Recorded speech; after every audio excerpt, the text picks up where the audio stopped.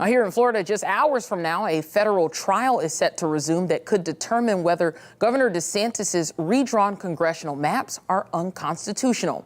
A lawsuit filed by several civil rights groups says that this map, which was drawn up last year and used in the midterm elections, helped Republicans gain 4 seats in the state legislature. 10 Tampa Bay's Eric Glasser takes a look at what we can expect to hear this week, including testimony from Florida's House Minority Leader, Fentrice Driskell. I cannot stress enough the importance of the outcome of the court challenges. We caught up with Florida House Minority Leader Fentrice Driskell at Saturday's Hillsborough NAACP Awards dinner.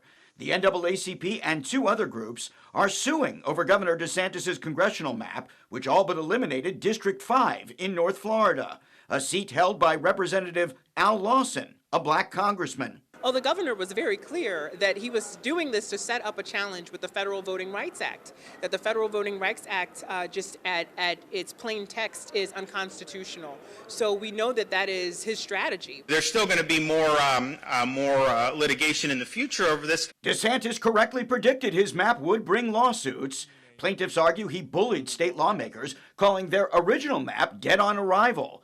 DeSantis, in fact, vetoed that map, then presented his own, which Republican lawmakers passed, dividing District 2 and all but eliminating District 5. We are not going to have a 200-mile gerrymander that divvies up people based on the color of their skin. That is wrong. That is not the way we've governed in the state of Florida. His strategy is to invalidate the very law that gave black people the right to vote here in this country.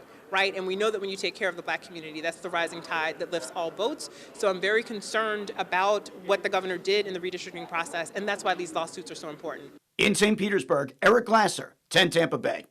Now, the federal trial is separate from another legal challenge working its way through the state courts.